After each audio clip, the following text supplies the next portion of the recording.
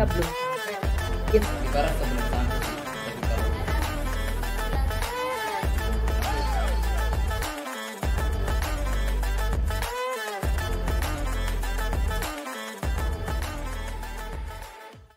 Halo teman baik, jumpa lagi di obrolan baik. Dan hari ini teman baik saya ada di satu tempat yang sangat istimewa dan spesial, yang mungkin bagi teman-teman yang pergi ke Labuan Bajo nggak pernah membayangkan ada tempat semewah ini. Kenapa? Karena ini berbeda dengan tempat-tempat yang lain. Saya berani mengatakan berbeda ketika Labuan Bajo dijadikan destinasi wisata super prioritas, atau bahkan ada yang ngomong ini premium gitu ya, kelas internasional. Dan pasti kita bayangkan model-model wisata dengan akomodasi yang beton, dengan hotel yang fasilitas lengkap, dengan seni atraksi yang modern juga gitu ya. Tapi di tempat ini saya ada di dapur Tara. Ini antitesis dari yang namanya modernisme, karena di sini justru membalikkan fakta bahwa berwisata itu tidak harus melucuti semua yang kita punya, bahwa wisata tidak harus menampilkan kemodernan yang dipandang sebagai satu status sosial lebih tinggi dibandingkan lokality yang ada.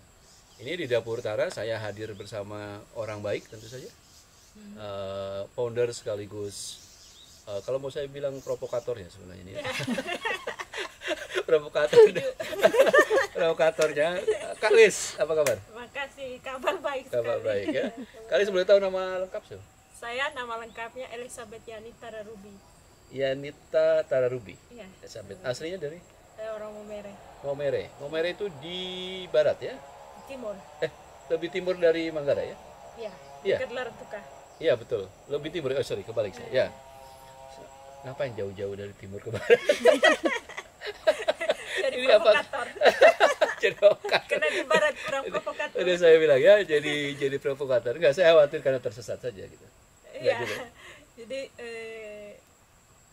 ceritanya ke sini itu karena kehujanan, karena saya jalan-jalan ke sini aslinya dari Bali, waktu itu kerja di Bali.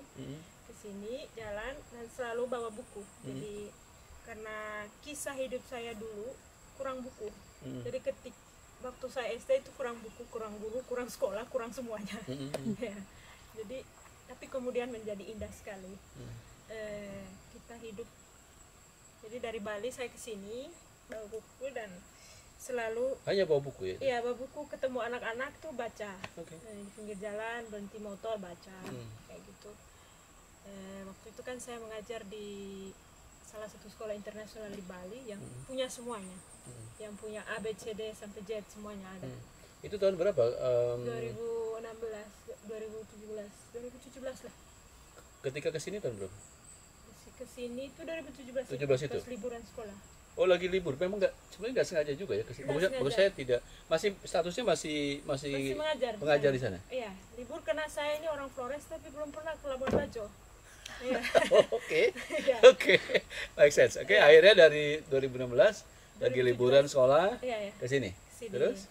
Nah, ketemulah anak-anak yang kalau ditanya kelas 3 tapi belum bisa baca lancar. 3 SD ya? 3 SD.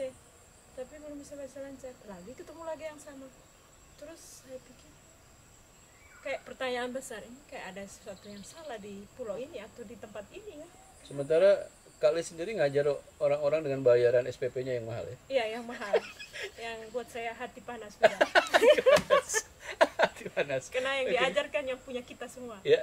Jadi terus itu habis itu sana masih kepikiran pulang, masih Oh sempat terpikir. balik lagi ya? Balik dulu? lagi Oke. mengajar terus 1 tahun lagi. Jadi bolak-balik sana sini. Balik yang kedua lagi ketemu yang sama. Saya bilang, saya pulang sudah. Kita mau lagi di sana. Mungkin saya bilang kalau memang saya ini tidak bisa buat hal yang besar, mungkin hal kecil saja. Mungkin saya bawa buku-buku ke kampung-kampung atau apa. Maka ketemulah waktu itu kehujanan, ketemu bapak yang dulu punya tanah ini. bapak itu menawarkan tanah. Mm-mm. Terus saya bilang, kita datang lihat, bagus nih di hutan, senang hutan juga karena bapak saya dulu di hutanan. Jadi jaga hutan, kami juga tinggal di hutan terus, berkebun terus waktu kecil. Itu seperti pulang rumah. Jadi singkat cerita pindah ke sini. Jadi berhenti di sana. Semua pada bilang, kok pulang Itu berhenti? 2018 ini. 18 ya. Wow. Itu keputusan yang berani menurut saya. Berani. Karena gaji besar, Gaji fasilitas besar. enak, Iya, ya. dan di Bali Dan di Bali pergi ke hutan. pergi ke hutan. Ini nggak ada sinyal dan nggak ada listrik. Iya. Teman-teman kalau ke sini, kalau mau nyari ketenangan please deh ke sini datang ya. Nggak usah terganggu dengan timeline, nggak usah terganggu dengan status WA, status Instagram dari orang lain. Iya. Datang ke sini. Itu perjudian menurut saya ya, itu perjudian dan keputusan yang sangat besar tuh. Iya, ya. Betul. Tapi itu udah dihitung itu waktu itu Sudah, karena sebenarnya saya menangis dalam hati. Karena dulu lama waktu saya SD itu kok masih ada situasi seperti itu sekarang, sedangkan kemajuan Labuan Bajo besar sekali. Dulu itu maksudnya pas kecil Pas saya situasi kecil itu SD. dialami. Dialami. Dan ternyata setelah Masih ada. sekian puluh tahun dan Masih ada. ketika Labuan Bajo jadi etalase Iya. bagi Indonesia salah satunya, bagi orang luar, Iya. situasinya nggak berubah. Nggak berubah, masih ada. Dan di barat ini, di bagian Barat Flores. Flores bagian barat. Dan saya lihat kalau saya tetap mengajar di sana sama saja dengan orang lain. Yang saya cari hanya uang saja. Sedangkan ada anak-anak atau adik-adik dari pulau ini yang sebenarnya butuh bantuan. Jadi kayak saya meninggalkan di sana, saya bilang di buku saya tulis kemarin sendiri. Saya menulis mereka sudah punya semuanya. Orang tua mampu membayar, mereka minta pensil hari ini dapat. Mereka minta apa buku saja. apapun bisa. Sekolah Iya. sangat makmur. Ya sudahlah, itu mungkin orang lain bisa lanjutkan. Tanpa saya pun sekolah itu jalan. Jadi saya pulang ke sini. Mulai pertama dulu, jadi saya juga anti minta-minta.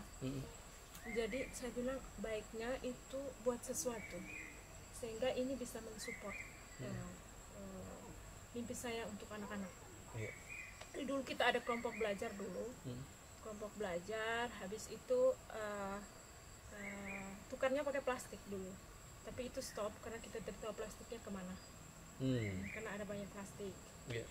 Kita stop itu. Terus kita coba dengan Tua Golo, eksekusi langsung. Tua Golo itu apa? Tua Golo itu tua adat di Tua adat ya? Tua adat. Tua adat.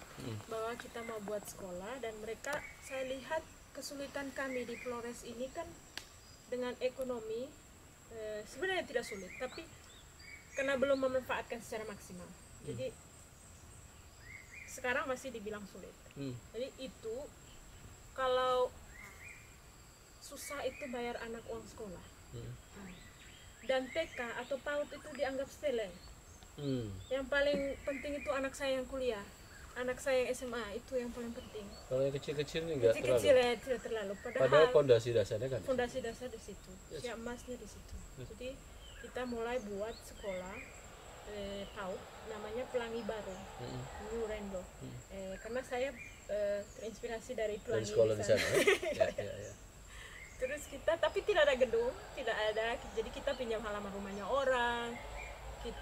Jadi anak-anak ini mereka tukar bayar uang sekolahnya tidak pakai uang. Jadi dia pakai apa saja yang mereka punya, jahe lah, kelapa lah, pisang lah, apa, beras atau apa saja. Sehingga ini mempermudah mereka bahwa pergi saja sekolah PAUD biar mudah situ. Kalau ada uangnya nanti bilang tidak bisa bayar. Ya, jadi gaji gurunya kita datangkan guru sendiri, satu guru. Kenapa hanya satu guru? Karena itu syarat dari pemerintah kan. Kalau saya belum formal, kalau pemerintah datang bilang mana guru formalnya, Paling nggak ada satu itu ya. Jadi tidak melanggar mereka punya aturan. Itu yang sekolah itu kan mulainya dari sekolah ya. Sebelum tempat yang kita duduki sekarang tuh jadi seperti ini. Ini dulu baru sekolah. Ya, tidak, maksud saya kan kemudian berkembangnya pesat ini kan. Maksudnya belum ada ini kan, tanahnya udah ada. Belum. Itu sampai 2018 sampai tahun 2019. 19 COVID. 2019. Ya. COVID berhenti. COVID berhenti. Oke. Terus jadi kita sekolah itu jadi guru-gurunya tuh ada bapak yang bisa anyam, diajarkan anyam, yang tari ajarkan tari. Kita juga belajar masak supaya jaga anak-anak tidak boleh ke sekolah bawa jajanan. Apalagi kalau dari warung. Ya, tidak boleh. Mamanya masak bawa pisang atau apalah itu. Terus habis itu kita lanjut lagi sesudah COVID, tapi sekarang kita berhenti, tapi kita akan mulai lagi. Berhenti karena kita diusir. Kenapa? Karena rumah yang kita tinggal yang kita buat sekolah, rumah gedung itu, karena saya sih pikir tidak usah rumah lah, sudahlah, tapi karena kalau hujan anak-anak kesulitan. Jadi keluarga ini sudah mengiyakan kita untuk pakai menggunakan itu. Tapi sesudah itu ada perubahan lah ya. Ada perubahan bahwa kami tidak membayar, padahal ikrarnya awal itu memang boleh karena saya dipakai. pakai adat di sini bahwa kalau minta sebuah perkataan yang benar-benar dimaknai itu atau permintaan itu benar-benar sungguh-sungguh minta itu harus taruh uang. Maka saat saya waktu minta rumah itu saya taruh uang, tapi itu tidak dimaknai lagi. Dia sudah bilang iya, dia ambil uangnya, dia bilang iya. Iya itu berarti sudah ya pakai, tapi itu tidak. Nah itu kan begitu COVID selesai, kemudian berhenti ya pada akhirnya sampai sekarang. Tidak, mulai lagi. Tahun berapa? Baru berhenti beberapa bulan lalu. Baru mulai lagi berapa bulan lalu? Kan, baru berhenti sesudah dulu. COVID itu mulai lagi dan berhenti beberapa bulan lalu. Kenapa? Karena itu tuh di Bapak. Yang tadi. Terus sekarang belum ketemu tempatnya paling enggak kan? Kalau saya pindah karena desa ternyata mau buat di situ. Ya. Dan sudah kita pindah ke kampung yang lebih dalam. Ya. Oke. Berarti dia tinggal nunggu waktu untuk memulai ya. So, ya saya agak sulit membayangkan saja tadi dari kehidupan yang enak Bali dan gaji yang mau beli kerupuk udah cukup lah ya. Cukup. Mau beli es krim ya gelato atau apa cukup juga toh. Cukup. Tapi memilih balik dan memberikan kesempatan bagi anak-anak di sini untuk jadi orang yang lebih bisa berpendidikan, lebih punya akses terhadap pengetahuan. Enggak ada yang bayar. Bahkan tadi kan sewa rumahnya aja pakai uang kita gaji guru gaji tinggi, gaji sendiri dengan uang yang saya nggak tahu datangnya dari mana. Dari sini nanti kita kupas sini itu mana ya abis ini. Tapi saya ingin masuk ke satu pertanyaan yang bagi saya agak menggelitik ya, di dunia yang modern seperti sekarang ini bisa jadi apa yang Liz lakukan itu dianggap anomali walaupun dulu ini jadi sesuatu yang biasa dan ketika ada orang yang materialisme kita sebut mungkin zaman dulu aneh karena zaman dulu ada gotong royong, ada keluargaan gitu ya. Tapi sekarang kan dunia terbalik. Betul. Justru dunia materialisme jadi sesuatu yang common gitu. Dan ketika ada orang yang ngomong lebih sosialis gitu ya, sosialis dalam arti tadi punya rasa, punya hati gitu, dianggap jadi aneh. Betul ya, karena individualis. Nah, berani ngambil keputusan itu dan saya mau katakan bisa jadi orang ada yang lihat, oh gila juga tulis gitu. Bukan dalam arti tidak bukan dalam arti yang sebenarnya gilanya, tetapi keberanian untuk mengambil. Liz masih muda, serius gitu kan? Pada usia itu usia berapa pada mengambil keputusan itu 2018? Saya sudah 30-an. Ya, tapi masih muda saya kira. Masih muda. Dan masih banyak hal yang bisa bahkan mungkin menjelang puncak, kalau orang bilang 40 itu kan ya. 40 itu menjelang puncak, dapat semuanya lah. Tiba-tiba saja belum nyampe puncak terus, tapi udah enak banget, udah jalannya udah kelihatan. Tiba-tiba menuju ke jalan yang lain. Ini kan rada gila sebenarnya. Nggak, saya pengen tahu apa yang paling selain tadi ketemu anak terus pasti kok belum bisa baca gitu. Ada hal yang lain nggak sih yang dia ngerasa oke, aku ini jalanku. Karena ada banyak orang yang kalau bahasa sederhana mungkin orang yang bertobat misalnya gitu, Iya, kalau iya, yang ada ya, iya. atau ada yang dikasih enlightenment di dalam diri Iya, gitu iya. ya. Liz ngerasa kayak gitu juga atau Iya. gimana? Saya dulunya kan bidan. Ah, ini yang saya Iya. lupa tadi mau tanya. Ini berani-beraninya. Bidan terus ngajar. Sekarang jadi petani. Nah, sekarang jadi provokator. Ya, provokator. Petani provokator. Provokator ya, gimana Ya. gimana? Jadi waktu saya tidak menemukan kebahagiaan sebagai profesi sebagai bidan. Jadi Sebentar, nanti kita sebelum saya mau nanya nanti soal kebahagiaan. Oke, terus dulu. ya, Ini menarik nih definisinya kebahagiaan. jadi tidak ada damai di dalam. Mm. Jadi saya merasa ini bukan jalan saya. Karena saya menemukan ada banyak hal manusiawinya tidak diperhatikan ketika kita ada di klinik atau di rumah sakit. Jadi saya bukannya mengkritisi kesehatan atau apa, sakit atau apa, tapi masing-masing orang punya panggilan tersendiri. Ya. Jadi di rumah sakit saya banyak memberi obat ke orang, sedangkan saya sendiri kalau sakit daun-daun. Dan saya ingat kembali kami waktu kecil itu kalau sakit ada mama ke kebun atau nenek saya ke hutan ambil sesuatu, datang selesai besoknya atau 3 hari kemudian.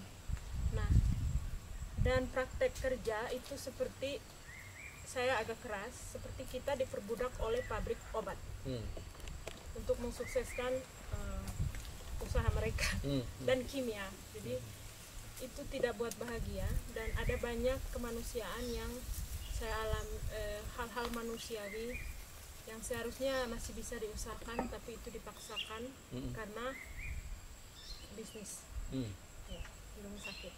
Itu yang paling menyiksa perasaan yang kemudian ini ada sesuatu yang nggak benar Ya. gitu ya. Bukan nggak benar, sesuatu yang bagi Liz nggak pas gitu ya. Tidak pas. Dan setiap hari saya selalu bilang, kapan saya berhenti dari sini ya, kapan saya berhenti dari sini. Itu tahun berapa? Sebelum 2000? 2015, 2014, 2 tahun saja saya di rumah sakit. 14-15. Setelah itu baru ke Denpasar Iya, ya, ke Bali iya. ya. Saya berhenti Itu di mana waktu jadi bidan? di Jawa, Di mana? di Malang. Malang. Karena sekolahnya di situ. Iya, sekolahnya sana. Kalau dulu kalau pada akhirnya nggak ngerasa ini, kenapa dulu milih ke bidan? Karena saya melawan mama saya. Gimana ceritanya? Kok bisa? Karena adat kami kalau orang yang masih muda atau perempuan khususnya tidak boleh lihat orang yang melahirkan. Tidak boleh masuk di dalam ruangan kalau ada ibu Saat yang melahirkan. ada yang bersalin. Oke. Saat ada yang bersalin, karena nanti buta. Jadi saya bilang, Mitosnya kira-kira secara benar diomongin tidak? kira-kira gitu ya? Ya, kira-kira benar tidak. Jadi saya lihat-lihat, saya selalu oposisi terus ini. Heeh. Terus saya bilang saya mau sekolah bidan. Mama bilang iya. Terus pertama saya bantu orang melahirkan, saya langsung telepon mama saya. Saya tidak buta, saya barusan Bantu orang melahirkan. Padahal masih lajang, kira-kira gitu kan? Iya. Memang kamu ya Lis ya, apa? Punya bakat pemberontak dan provokator Oh tadi. iya.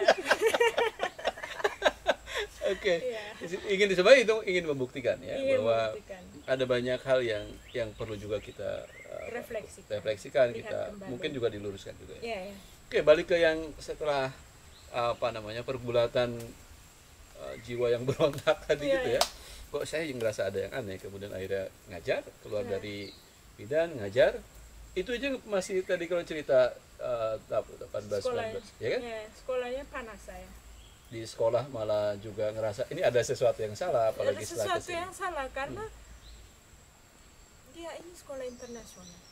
Kalau dia orang asing, dia bisa lihat bahwa ini dan ini memang benar, ini permainan kami waktu kecil, ini apa masakan kami waktu kecil. Apa yang menurutmu tadi ada statement nulis bahwa ini milik kami, tapi kok mereka yang belajar?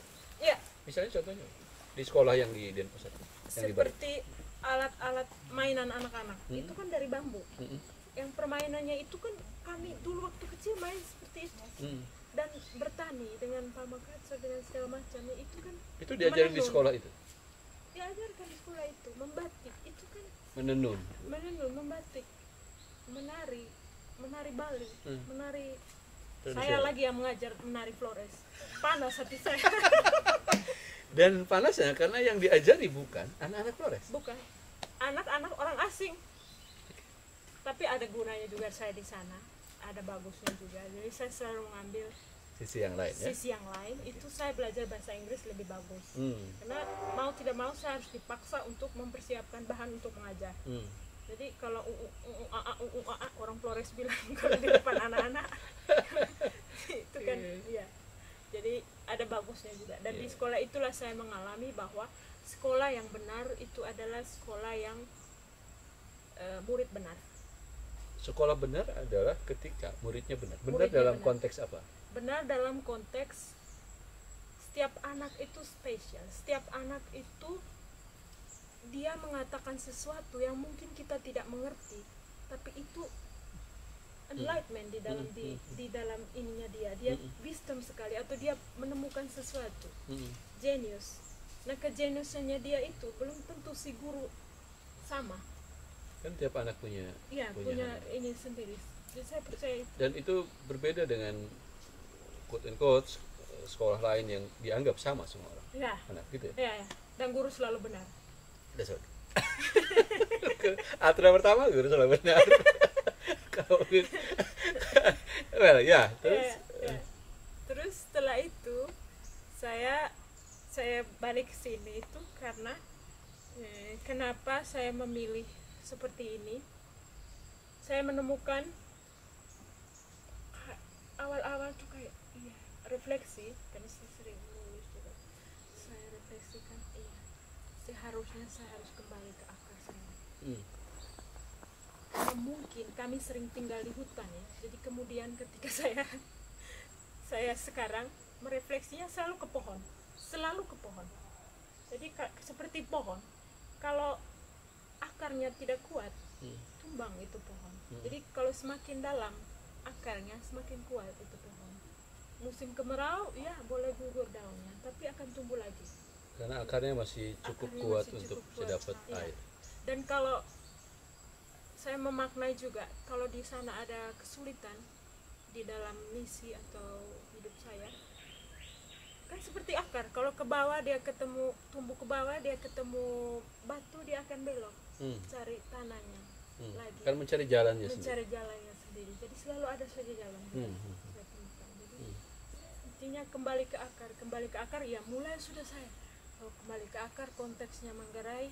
Oke, saya mulai pertama saya di sini, sebelum saya buat sekolah itu, saya mau tahu orang-orang di sini bagaimana budaya mereka. Saya pergi jual serai di pasar. Jadi kenapa saya pergi jual serai di pasar pepaya setiap minggu? Karena saya mau tahu cerita orang kampung yang asli. Jadi duduk bersebelahan jual, terus itu tanya, sudah ada yang mama-mama tua yang dari kampung kalau tunggu oto jam 12 malam turun tidur di pasar. Udah cerita sampai pertanyaannya bagaimana sekolah di sana, ada sekolah kok, kayak begitu cerita semuanya. Nanti saya pergi kunjung kampung itu. Jadi waktu saya datang, saya dikenal sebagai penjual serai. Bukan sebagai list yang Bukan. provokator tadi ya. Tidak Sebagai penjual serai. sampai Oke. hari ini. Jadi ada apa-apa saja yang bisa saya bantu di nutrisi atau apa, sampai hari ini kami tunggu minggu lalu di pasar tidak ada. Kapan sudah jual lagi pepaya? Saya bilang saya mesti tanam. Jadi ceritanya itu masih ada sekarang. Sampai hari ini kalau ketemu. Di samping Itu serai dan pepaya ditumbuhkan di lahan ini kan di yang kita lahan duduk ini. sekarang. Ya, di lahan ini. Waktu itu juga untuk menggaji guru. Waktu itu ya. Dari situ itu. Dari situ juga. Jadi guru-gurunya atau anak-anak teman-teman yang tinggal di sini itu wajib. Saya wajibkan mereka, satu, cuci otak untuk berdiri sebagai orang Flores. Yang kedua, di sini tidak ada batasan bahwa statusmu adalah guru. Tidak ada batasan. Semua sama. Semua sama, artinya kamu juga siap terima tamu. Bahasa Inggris tahu tidak, silakan masuk di dalam. Karena memang harus dipaksa. Ya. Jadi yang namanya membersihkan kamar tidak harus ke jurusan hotel. Pokoknya yang saya ajarkan begini silakan lanjutkan. Karena terlebih-lebih yang perempuan. Karena saya bilang jangan berpikir bahwa kita ini nanti sebentar menikah minta uangnya di suami, ciptakan uangmu sendiri nanti. Tidak hanya jadi gaji gurunya. Sebentar, ini memang provokatif bener nih. Provokatif bener. Nih, serius nih ya, saya ngerasa kamu memprovokasi kita semua.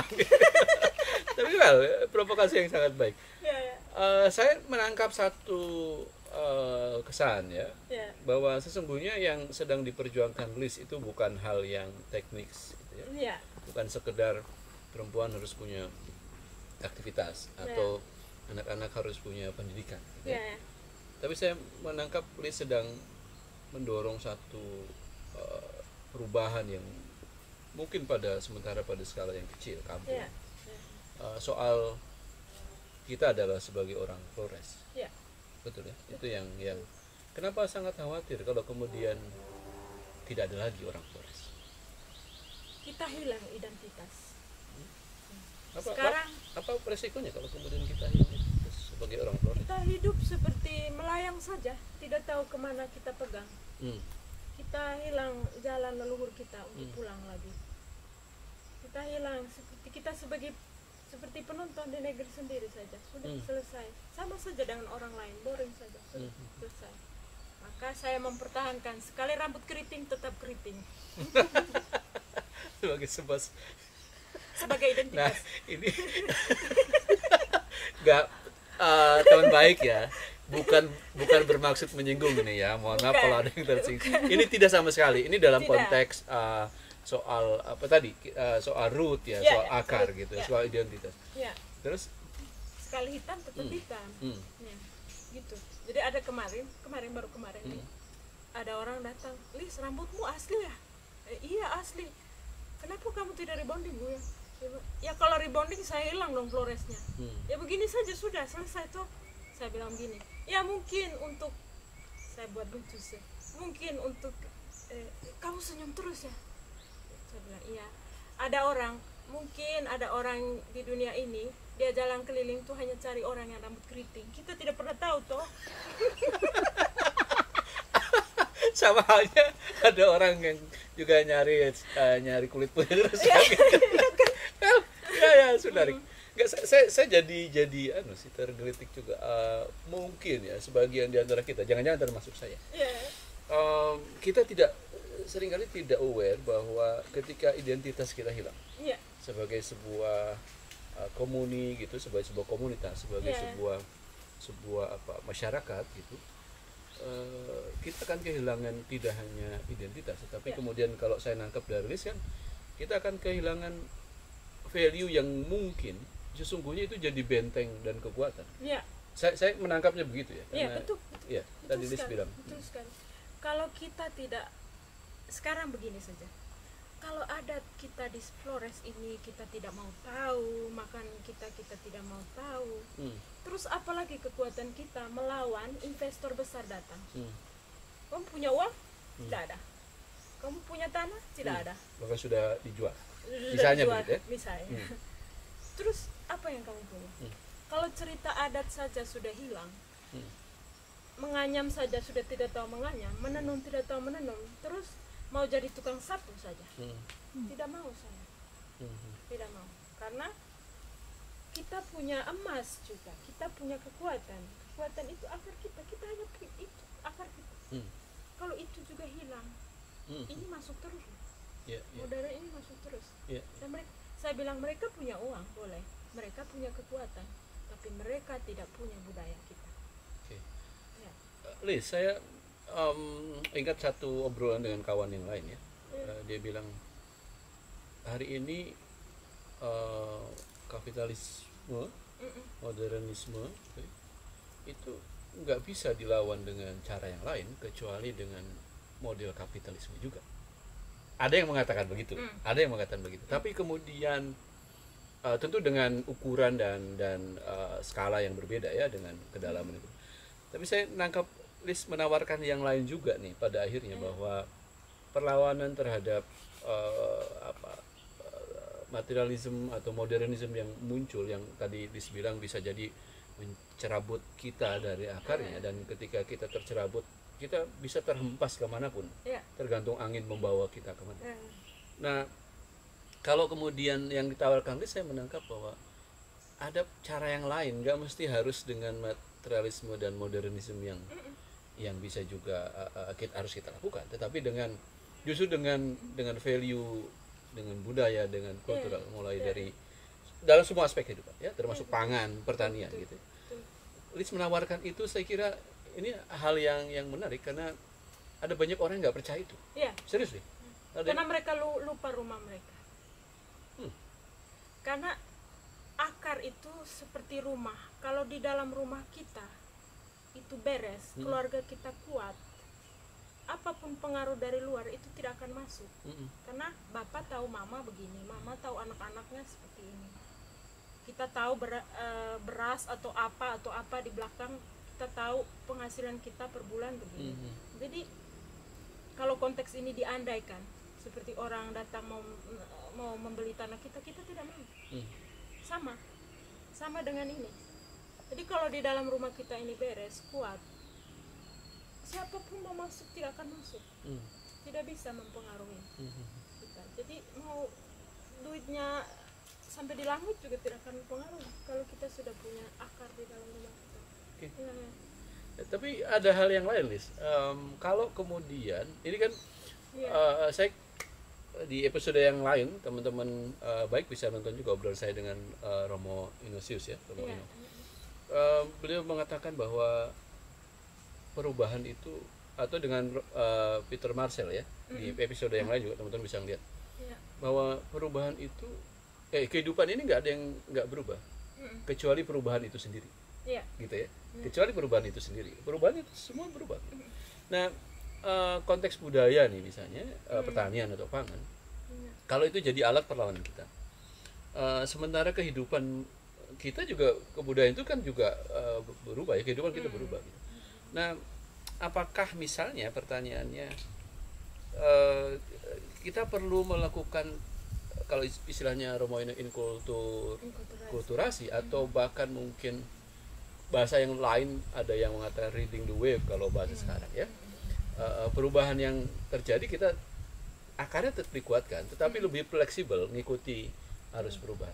Seperti itu, atau justru kita dengan budaya ini hantam dan ngelawan nanti pecah. Jadi seperti kita buat di sini. Saya pikir itu kalau akar kita sudah kuat, ya, kita sudah kuat.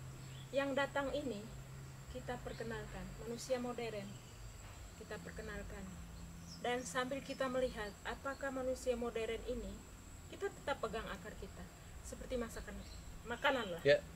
Di sini kita masih ada mintnya masuk, karena lidah dari sana. Sesudah mint masuklah lomak, masuklah lomak itu apa?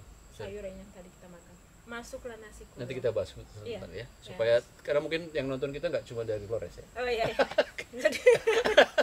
Jadi masuklah makanan ini. Jadi menyesuaikan. Jadi kita itu mengalir tapi tidak terhanyut. Itu beda dengan terhanyut, mengalir dan terhanyut. Tetap kita menjadi batu yang ada di situ, yang menjaga air ini. Mereka yang datang ini silakan menyesuaikan. Jadi kalau kita mengalir dan terhanyut dengan mereka, itu hilang kita punya akar. Jadi mengalir tapi tidak terhanyut. Teman baik nih gila sih menurut saya ini obrolan.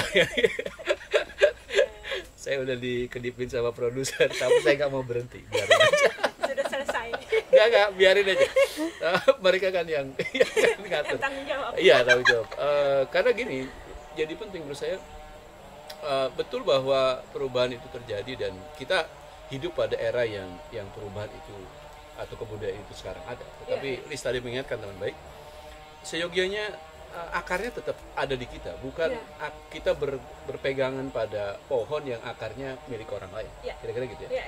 Dan yang kedua, perubahan itu harusnya kita manfaatkan justru untuk memperkuat akar kita. Kira-kira gitu ya Betul. poinnya. Setuju. Oke, Liz sekarang masuk karena tadi Liz sudah ngomong lomak. Nah ini nih saya harus dijelaskan sedikit nih.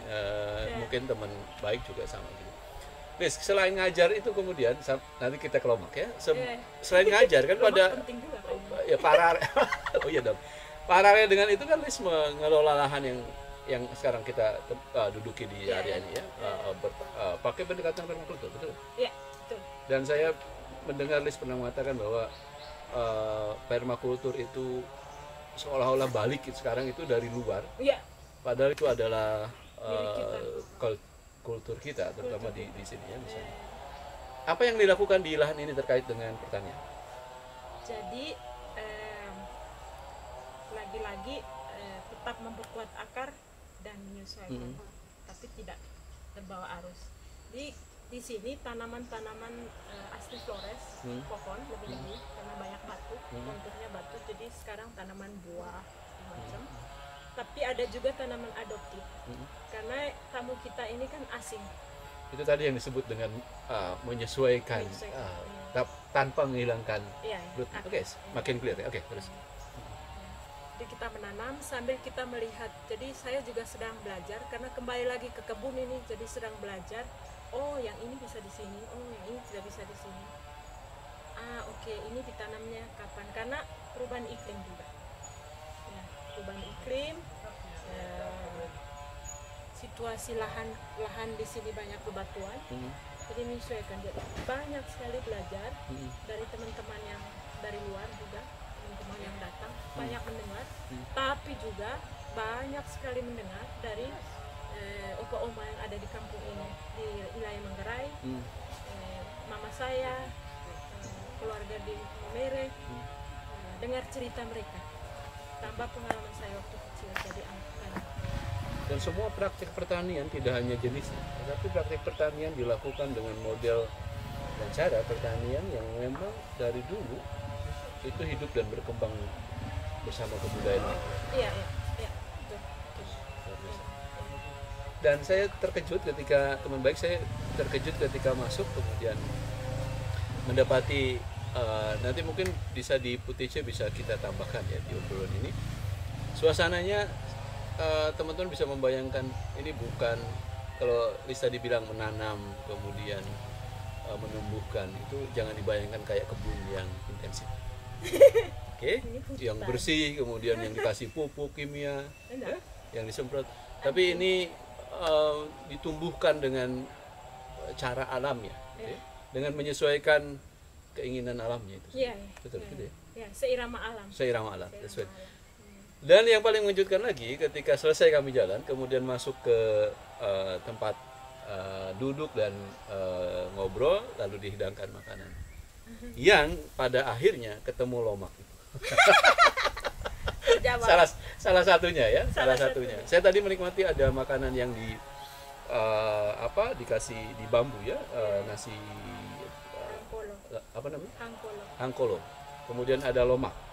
Lomak itu boleh hangkolok itu apa? Hangkolo itu makanan khas Manggarai. Okay. Dia terbuat dari nasi ketan ya kayaknya. Nasi ketan. Sebenarnya dulunya beras asli Manggarai. Jadi itu adalah hangkolo itu di mana suku Manggarai ketika sudah menanam, jadi tumbuhlah padi jagung gitu, atau jagung. Jadi itu dirayakan, disyukuri, dibawalah ke tengah kebun, bakar kolo bersama dan makan bersama. Dan itu dimasaknya di bambu ya? Iya, betul. 3 jam. 3 jam? Pelan-pelan, slow cooking. Slow cooking. Okay. Kemudian ada yang kedua yang saya nikmati tadi, nasi pisang. Nasi pisang. Tapi tidak nasi.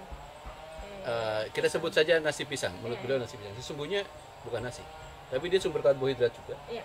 Yang bahan bakunya bukan dari nasi, tapi dari pisang. Pisang yang masih hijau, pisang gepok. Masih pisang gepok itu. Enak banget. Harus nyobain sih kalau kesini. Liz sedang menunjukkan bahwa sumber karbohidrat teman baik nggak cuma beras, percaya deh. Walaupun beliau juga menyajikan nasi yang dibakar di bambu, tapi lebih menunjukkan bahwa itulah makan khasnya tradisinya. Bahwa di luar nasi teman-teman bisa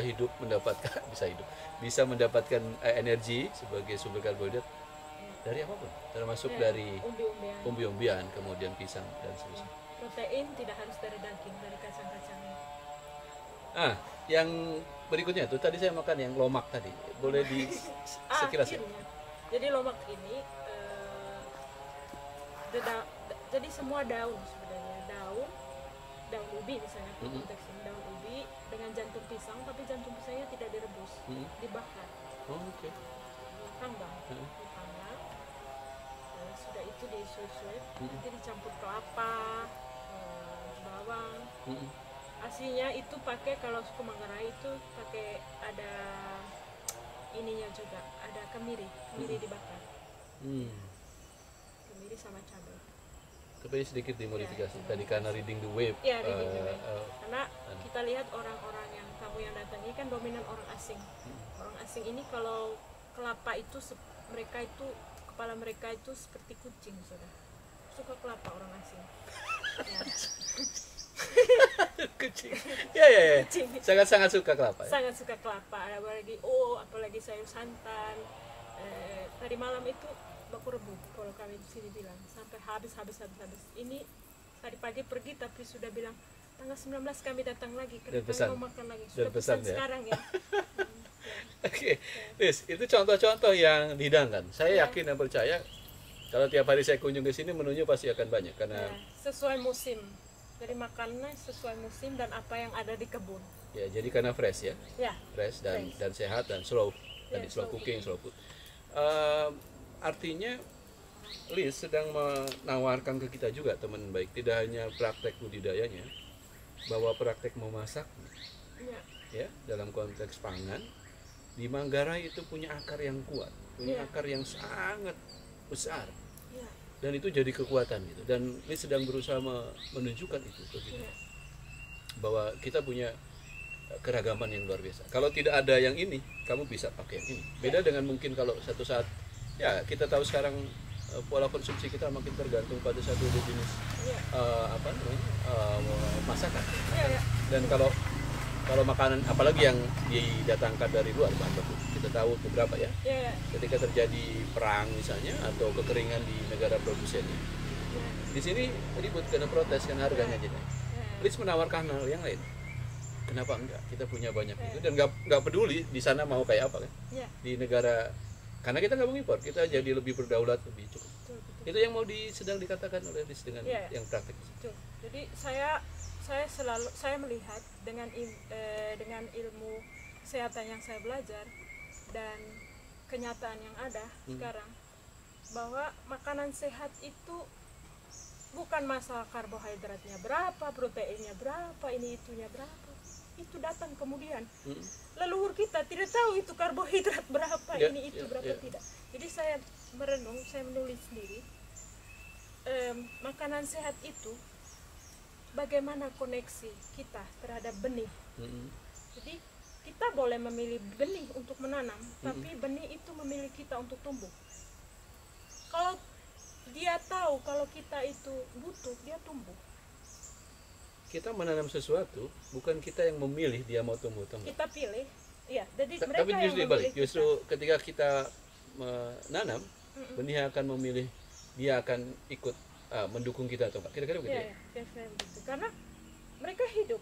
Hanya kita ini berpikir bahwa semua yang mati ini, semua yang tumbuh ini tidak hidup. Dan makanan itu menjadi sehat ketika itu dipelihara. Itu relationship antara makanan manusia, si petani ini dengan si tanaman ini, atau berburu juga. Sistem berburu juga ada jalurnya. Jadi itu dibilangnya sehat itu karena kita rawat dia.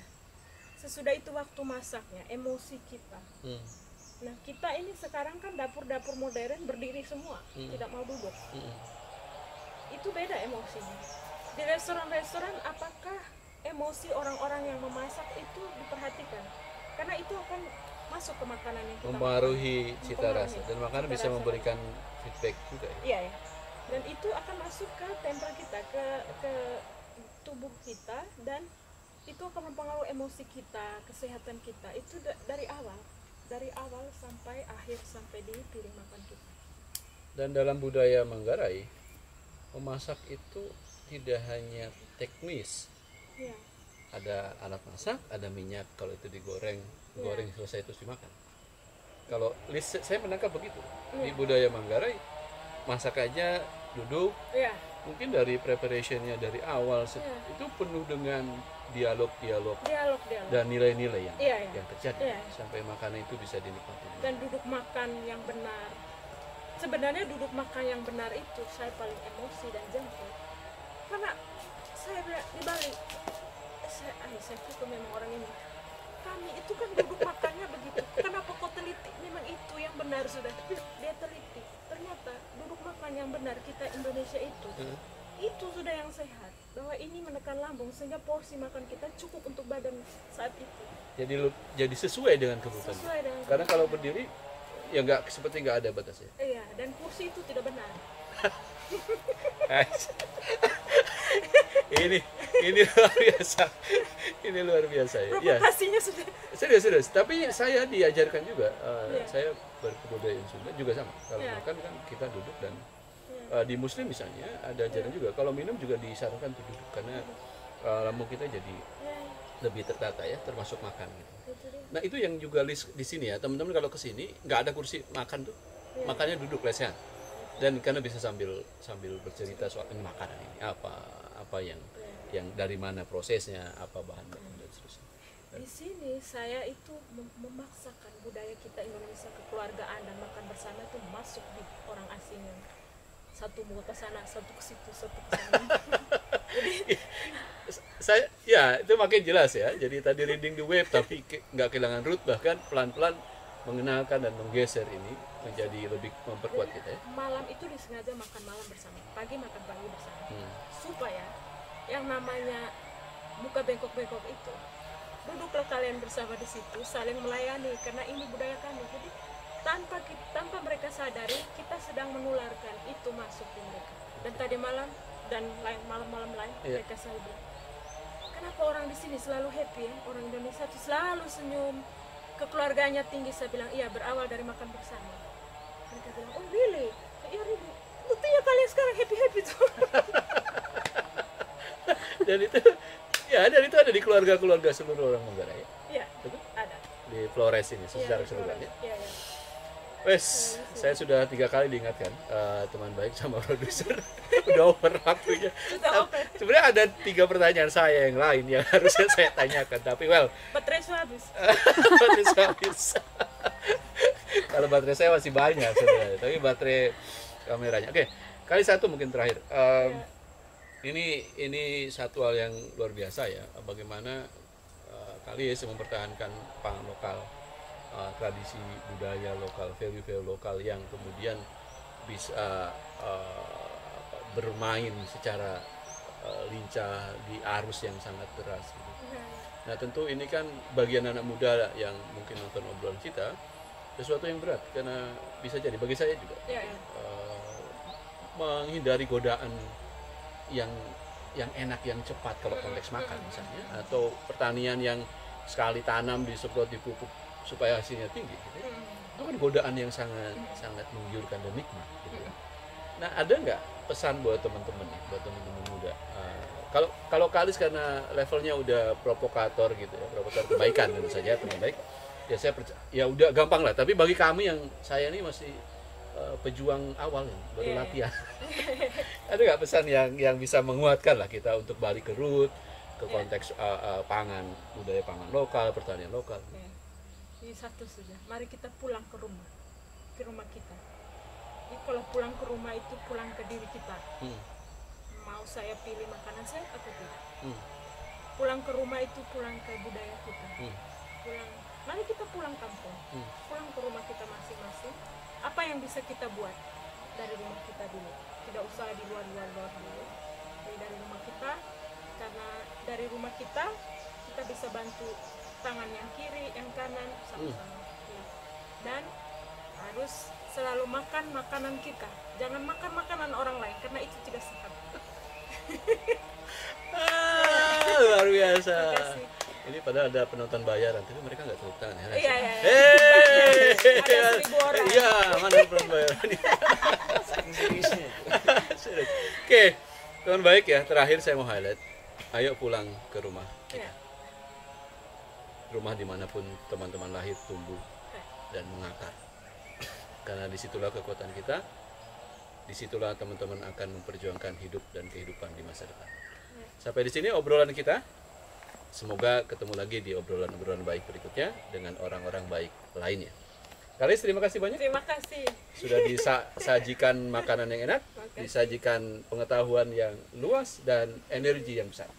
Sampai jumpa teman baik di kesempatan berikutnya. Dadah.